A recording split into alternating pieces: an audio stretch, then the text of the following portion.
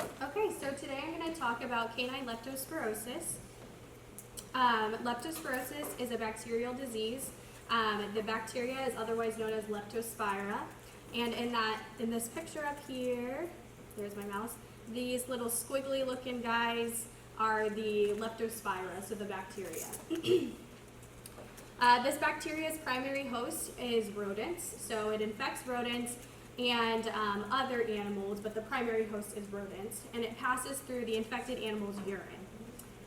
One unique thing about leptospirosis is it is a zoonotic disease, and I don't know if you know what zoonotic is, but essentially it's a disease that can be transmitted from animals to people or vice versa. More specifically, it's a disease that normally exists in animals, but that can infect humans. Leptospirosis is most commonly found in areas with annual rainfall as well. And then we'll talk a little bit more about risk factors of it. So the disease most commonly infects canines.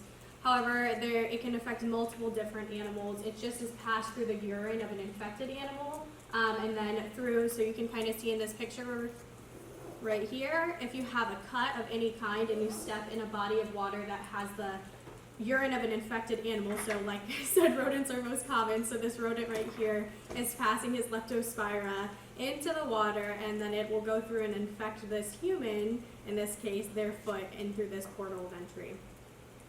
So potentially risky environments will be rivers, lakes, or streams, any rural property with increased wildlife exposure, so like I said, since it can be passed through wildlife, any type of environment that has a lot of wildlife, so a body of woods of some kind, will be a more risky environment. And then any contact with a rodent or other infected animals is of course also a risk factor. So like I said, any potential or any opening offers potential risk. So anytime you're swimming in a lake, if you have a cut on your finger or something, that could be risky for you. So if you have a dog or something and they like to catch squirrels or rodents or anything like that, also a risk factor because they can consume infected tissues of the animal that has the leptospirosis bacteria and contract the disease that way. It can also be passed through the placenta, so if you have a pregnant animal, that's just another thing to be mindful of.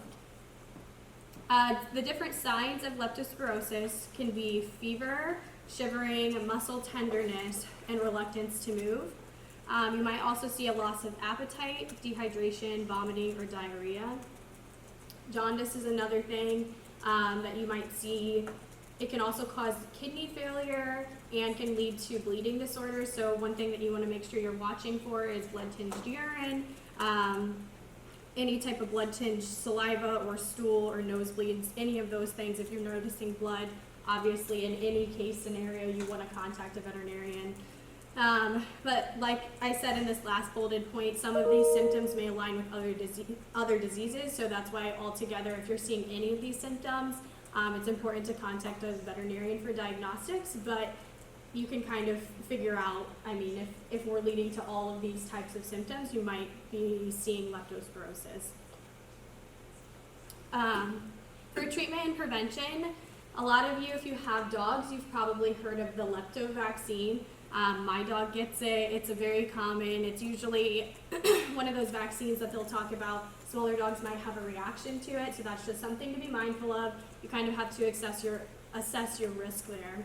But that's a common way to do preventing the leptospirosis disease. But the prognosis is typically good if it's treated early on and aggressively, where it's typically treated with antibiotics, and while you're treating the animal, you want to make sure you're avoiding contact with the urine, and because you can contract it by touching the urine, so avoid contact with it and making sure that you're cleaning with a disinfectant. So this is just one more visual for you. You've got the Leptospira up here. It's showing that this is what the rodent is passing into the water. This is just like a bigger, like zoomed in version of what the urine is. This man right here has a cut on his leg, so he can contract it that way. Another urine sample and another urine sample. It just looks like all these animals pee in like ponds, but it's essentially any body of water. So if you think about like a puddle or like a dog bowl outside, if the dog bowl is below a tree or something like that, and a rodent, like a squirrel, pees from the tree, it can sit in that bowl of water. So you just really want to be mindful and not let your animal drink from standing water. But yeah, that's kind of the gist of leptospirosis, and these are my sources. Does anybody have any questions? Okay, let's give her a short round of applause. Questions on leptospirosis? Yeah. Do you give your dog the vaccine for it? Great question.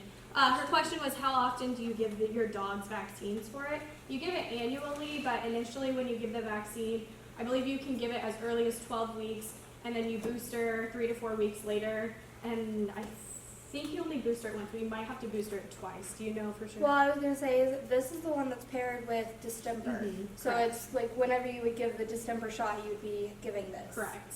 The only thing is some clinics will do a 3-year distemper vaccine protocol, but this does have to be given annually, so it can be given without distemper.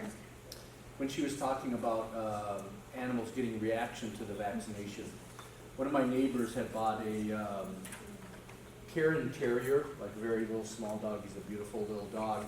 And the breeder said to vaccinate this way, and the veterinarian said, no, we want to do it this way.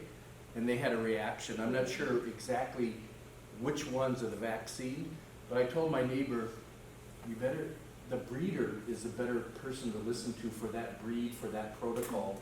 The veterinarian knows in general, but a breeder, and this is not a breeder that was just breeding 5 years, 30 years of experience with puppies vaccinating. That person has a lot more knowledge about how their breed reacts to vaccines than any veterinarian does. 30 years as a dog breeder, I said you should listen to your breeder, split them up. And when I bought the Newfies, the breeders wanted things spread out a little more than normal, and I said, do it this way or I'll go someplace else, right? Because I'm the boss. You're the boss of your dogs, I'm the boss of my dogs. So then they did split it up and maybe had to waste some vaccine or I don't know what, because sometimes things come multivalent. That's when there's more than one antigen in the bottle. But the breeders, if they've been breeding for a long time, they know how their breeds react. Yeah. So you made a good Especially point. that genetic line. Oh, yeah. Okay, we're ready for, I think, Sam, are you next? Do I have you next?